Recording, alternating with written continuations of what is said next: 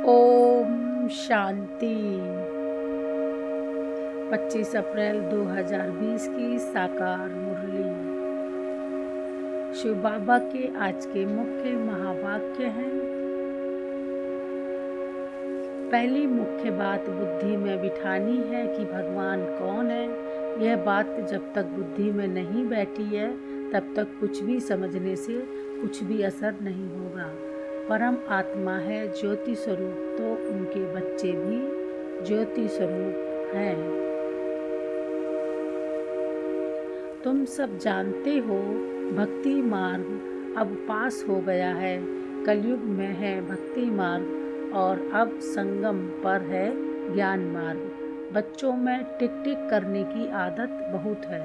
बाप को याद करते ही नहीं, याद करना बड़ा कठिन है। देखने में तो कुछ भी नहीं आता, यह समझ की बातें हैं। मोटी बुद्धि वाले समझ न सके, देह के सब संबंध छोड़ देने हैं। सुनिए आज के ईश्वरीय महावाक्य विस्तार से।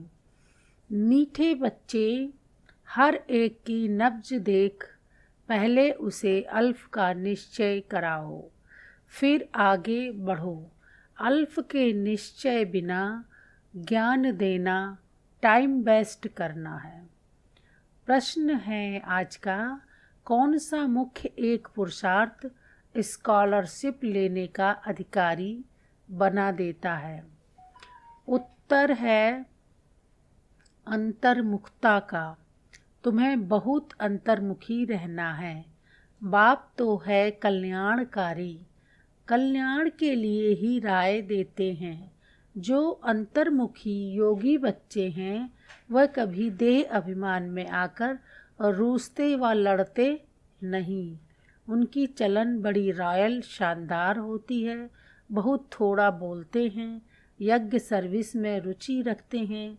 वह ज्ञान की ज़्यादा तिक तिक नहीं करते, याद में रहकर सर्विस करते हैं। ओम शांति। अक्सर करके देखा जाता है प्रदर्शनी सर्विस के समाचार भी आते हैं, तो मूल बात जो बाप के पहचान की है उस पर पूरा निश्चय न बिठाने से बाकी जो कुछ समझाते रहते हैं वह कोई की बुद्धि में बैठना मुश्किल है। भल अच्छा कहते हैं परंतु बाप की पहचान नहीं। पहले तो बाप की पहचान हो। बाप के महावाक्य हैं, मुझे याद करो, मैं ही पतित पावन हूँ। मुझे याद करने से तुम पतित से पावन बन जाएंगे। यह है मुख्य बात।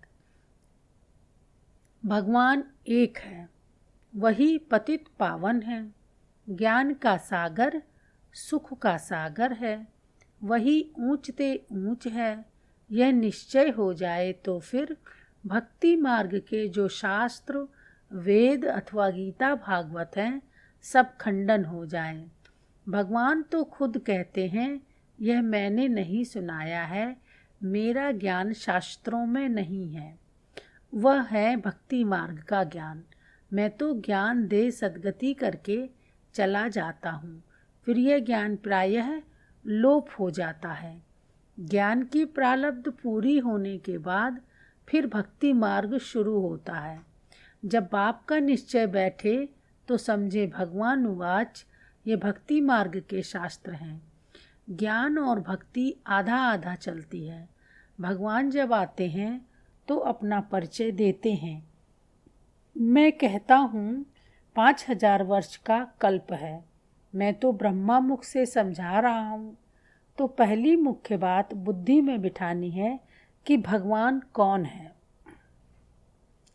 यह बात जब तक बुद्धि में नहीं बैठी तब तक और कुछ भी समझाने से कुछ असर नहीं होगा। सारी मेहनत ही इस बात में है। बाप आते ही हैं कब्र से जगाने। शास्त्र आदि पढ़ने से तो नहीं जगेंगे। परम आत्मा है, परम ज्योति स्वरूप, तो उनके बच्चे भी ज्योति स्वरूप हैं। परंतु तुम बच्चों की आत्मा पतित बनी है, जिस कारण ज्योति बुझ गई है, तमो प्रधान हो गए हैं। पहले पहले बाप का परिचय न देने से फिर जो भी मेहनत करते हैं, ओपिनियन आदि लिखते हैं, वह कुछ काम का नहीं रहता, इसलिए सर्विस होती नहीं। निश्चय हो तो सबसे बरोबर ब्रह्मा द्वारा ज्ञान दे रहे हैं। मनुष्य ब्रह्मा को देख कितना मूझते हैं, क्योंकि बाप की पहचान नहीं है। तुम सब जानते हो, भक्ति मार्ग अब पास हो गया है। कलयुग में है भक्ति मार्ग और अब संगम पर है ज्ञान मार्ग। हम संगम युगी हैं, राजयोग सीख रहे हैं, दैवी गुण धारण करते हैं नई दुनिया के लिए। जो संगम युग पर नहीं, वह दिन प्रतिदिन तमो प्रधान बनते ही जाते हैं। उस तरफ तमो प्रधानता बढ़ती जाती है। इस तरफ तुम्हारा संगम युग पूरा होता जा रहा है। यह समझने की बातें हैं ना। समझाने वाले भी नंबरवार हैं। बाबा रोज पुरुषार्थ कराते हैं, निश्चय बुद्धि विजयंती।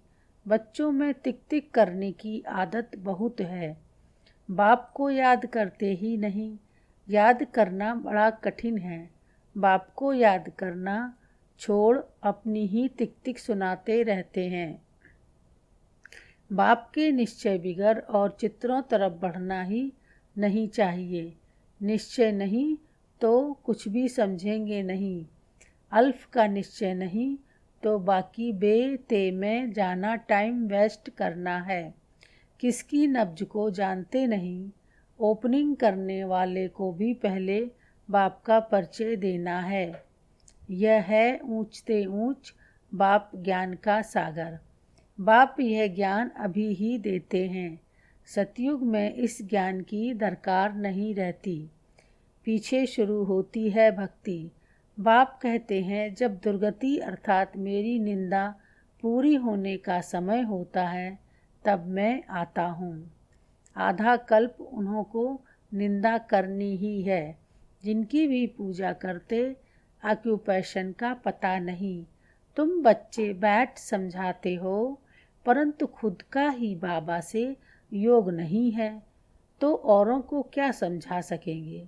भल शिव बाबा कहते हैं, परंतु योग में बिल्कुल रहते नहीं, तो विक्रम भी विनाश नहीं होते। धारणा नहीं होती है। मुख्य बात है एक बाप को याद करना। जो बच्चे ज्ञानी तू आत्मा के साथ साथ योगी नहीं बनते, उनमें देह अभिमान का अंश जरूर होता है। योग के बिगर समझाना कोई काम का नहीं, फिर देह अभिमान में आकर किसी न किसी को तंग करते रहेंगे। बच्चे भाषण अच्छा करते हैं तो समझते हैं हम ज्ञानी तू आत्मा है। बाप कहते हैं, ज्ञानी तू आत्मा तो हो, परंतु योग कम है। योग पर पुरुषार्थ बहुत कम है। बाप कितना समझाते हैं, चार्ट रखो, मुख्य है ही योग की बात। बच्चों में ज्ञान के समझाने का शौक तो है, लेकिन योग नहीं है, तो योग बिगर विक्रम विनाश नहीं होंगे, फिर पद क्या पाएंगे। योग में तो बहुत बच्चे फेल हैं। समझते हैं हम 100% हैं, परंतु बाबा कहते 2% हैं। बाबा खुद बतलाते हैं, भोजन खाते समय याद में रहता हूँ, फिर भूल जाता हूँ। स्नान करता हूँ तो भी बाबा को याद करता हूँ। भल उनका बच्चा हूँ, फिर भी याद भूल जाती है। समझते हो यह तो नंबर 1 में जाने वाला है। जरूर ज्ञान और योग ठीक होगा। फिर भी बाबा कहते हैं, योग में बहुत मेहनत है, ट्रायल करके देखो, फिर अनुभव सुनाओ। समझो दर्जी कपड़ा सिलाई करते हैं तो देखना चाहिए। बाबा की याद में रहता हूँ, बहुत मीठा माशूक है। उनको जितना याद करेंगे तो हमारे विक्रम विनाश होंगे, हम सतो प्रधान बन जाएंगे। अपने को देखें, हम कितना समय याद में रहता हूँ। बाबा को रिजल्ट बतानी चाहिए। याद में रहने से ही कल्याण होगा, बाकी जास्ती समझाने से कल्याण नहीं होगा। समझते कुछ नहीं है। अल्फ बिगर काम कैसे चलेगा। एक अल्फ का पता नहीं, बाकी तो बिंदी बिंदी हो जाती। अल्फ के साथ बिंदी देने से फायदा होता है। योग नहीं तो सारा दिन टाइम वेस्ट करते रहते। बाप को तो तरस पड़ता है, ये क्या पद पाएंगे। तकदीर में नहीं है तो बाप भी क्या करें।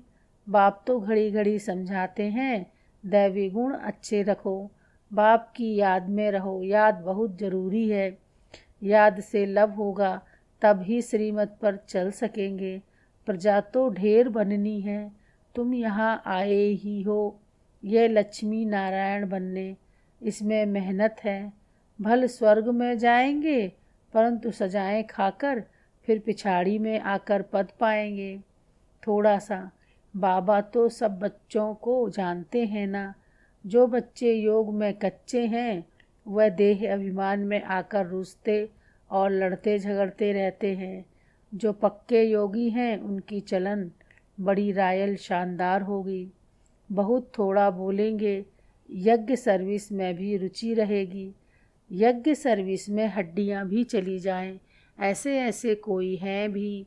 परंतु बाबा कहते याद में जास्ती रहो तो बाप से लव होगा और खुशी में रहेंगे। बाप कहते हैं मैं भारत खंड में ही आता हूँ, भारत को ही आकर ऊंचा बनाता हूँ। सतयुग में तुम विश्व के मालिक थे, सदगति में थे फिर दुर्गति किसने की। रावण ने कब शुरू हुई द्वापर से, आधा कल्प लिए सदगति 1 सेकंड में पाते हो। 21 जन्मों का वर्षा पा लेते हो। तो जब भी कोई अच्छा आदमी आए तो पहले पहले उनको बाप का परिचय दो। बाप कहते हैं बच्चे इस ज्ञान से ही तुम्हारी सदगति होगी। तुम बच्चे जानते हो यह ड्रामा चल रहा है, सेकंड बाय सेकंड। ये बुद्धि में याद रहे तो भी तुम अच्छी रीति स्थिर रहेंगे। यहाँ बैठे हो तो भी बुद्धि में रहे ये सृष्टि चक्र जू मुँह आफिक कैसे फिरता रहता है। सेकंड सेकंड टिक टिक होती रहती है। ड्रामा अनुसारी सारा पार्ट बज रहा है। 1 सेकंड पास हुआ ख़त्म, रोल होता जाता है।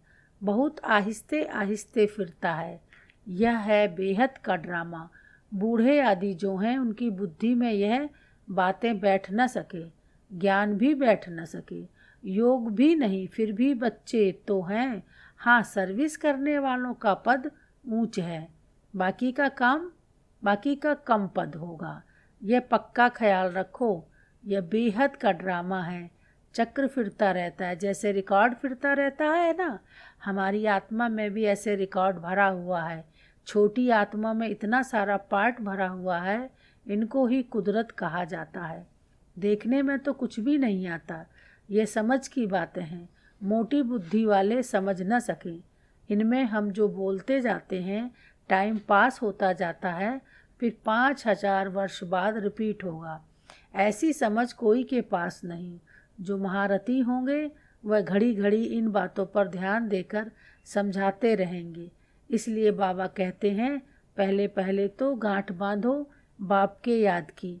बाप कहते हैं मुझे याद करो, आत्मा को अब घर जाना है, देह के सब संबंध छोड़ देने हैं। जितना हो सके बाप को याद करते रहो। यह पुरुषार्थ है गुप्त। बाबा राय देते हैं परिचय भी बाप का ही दो। याद कम करते हैं तो परिचय भी कम देते हैं। पहले तो बाप का परिचय बुद्धि में बैठे, बोलो अब लिखो बरोबर वह हमारा बाप है। देह सहित सब कुछ छोड़ एक बाप को याद करना है। याद से ही तुम तमो प्रधान से सतो प्रधान बनेंगे। मुक्ति धाम, जीवन मुक्ति धाम में तो दुख दर्द होता ही नहीं। दिन प्रतिदिन अच्छी बातें समझाई जाती हैं। आपस में भी यही बातें करो। लायक भी बनना चाहिए ना। ब्राह्मण होकर और बाप की रूहानी सेवा न करें तो क्या काम का। पढ़ाई को तो अच्छी रीति धारण करना चाहिए ना। बाबा जानते हैं बहुत हैं जिनको एक अक्षर भी धारण नहीं होता है, यथार्थ रीति बाप को याद करते नहीं हैं। राजा रानी का पद पाने में मेहनत है, जो मेहनत करेंगे वही ऊंच पद पाएंगे। मेहनत करें तब राजाई में जा सकते। नंबर 1 को ही स्कॉलरशिप मिलती है। ये लक्ष्मी नारायण स्कॉलरशिप लिए हुए हैं। फिर है नंबरवार, बहुत बड़ा इम्तहान है ना। स्कॉलरशिप की ही माला बनी हुई है। 8 रत्न है ना, 8 हैं, फिर हैं 100, फिर हैं 16,000। तो कितना पुरुषार्थ करना चाहिए। माला में पिरोने लिए अंतर्मुखी रहने का पुरुषार्थ करने से स्कॉलरशिप लेने के अधिकारी बन जाएंगे। तुम्हें बहुत अंतर्मुखी रहना है। बाप तो है कल्याणकारी, तो कल्याण के लिए ही राय देते हैं। कल्याण तो सारी दुनिया का होना है, परंतु नंबरवार है। तुम यहाँ बाप के पास पढ़ने के लिए आए हो।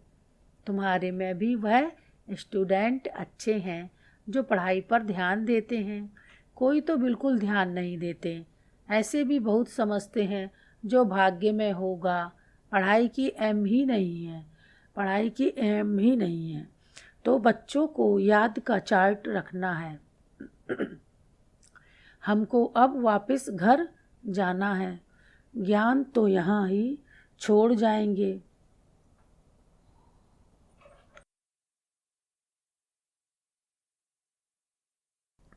ज्ञान का पार्ट पूरा हो जाता है। आत्मा इतनी छोटी, उनमें कितना पार्ट है, बंडर है ना। ये सारा अविनाशी ड्रामा है। ऐसे ऐसे भी तुम अंतर्मुखी हो, अपने से बातें करते रहो तो तुमको बहुत खुशी हो कि बाप आकर ऐसी बातें सुनाते हैं कि आत्मा कब विनाश नहीं होगी। ड्रामा में एक एक मनुष्य का एक एक चीज का पार्ट नुधा हुआ है। इनको बेअंत भी नहीं कहेंगे। अंत तो पाया है, परंतु यह अनादि कितनी चीजें हैं, इनको कुदरत कहें। ईश्वर की कुदरत भी नहीं कह सकते। वह कहते हैं हमारा भी इसमें पार्ट है। अच्छा, मीठे मीठे सिकील दे बच्चों प्रति मात पिता बाप दादा का याद प्यार और गुड मॉर्निंग। रूहानी बाप की रूहानी बच्चों को नमस्ते नमस्ते नमस्ते। रूहानी बच्चों की रूहानी बाप दादा को नमस्ते नमस्ते नमस्ते। धारणा के लिए आज का मुख्य सार है। इसका पहला पॉइंट है, योग में बहुत मेहनत है। ट्रायल करके देखना है कि कर्म में कितना समय बाप की याद रहती है। याद में रहने से ही कल्याण है। मीठे माशूक को बहुत प्यार से याद करना है। याद का चार्ट रखना है। दूसरा पॉइंट है, महीन बुद्धि से इस ड्रामा के राज को समझना है। यह बहुत बहुत कल्याणकारी ड्रामा है। हम जो बोलते हैं व करते हैं वह फिर 5000 वर्ष बाद रिपीट होगा। इसे यथार्थ समझ खुशी में रहना है। आज का वरदान है, आपस में स्नेह की लेन देन द्वारा सर्व को सहयोगी बनाने वाले सफलता मूर्त भव। अभी ज्ञान देने और लेने की स्टेज पास की, अब स्नेह की लेन देन करो। जो भी सामने आए, संबंध में आए, तो स्नेह देना और लेना है। इसको कहा जाता है सर्व के स्नेही व लवली। ज्ञान दान अज्ञानियों को करना है, लेकिन ब्राह्मण परिवार में इस दान के महादानी बनो। संकल्प में भी किसके प्रति स्नेह के सिवाय और कोई उत्पत्ति ना हो। जब सभी के प्रति स्नेह हो जाता है तो स्नेह का रिस्पॉन्स सहयोग होता है और सहयोग की रिजल्ट सफलता प्राप्त होती है। आज का स्लोगन है, 1 सेकंड में व्यर्थ संकल्पों पर फुल स्टॉप लगा दो, यही तीव्र पुरुषार्थ है। 1 सेकंड में व्यर्थ संकल्पों पर फुल स्टॉप लगा दो, यही तीव्र पुरुषार्थ है। ओम शांति।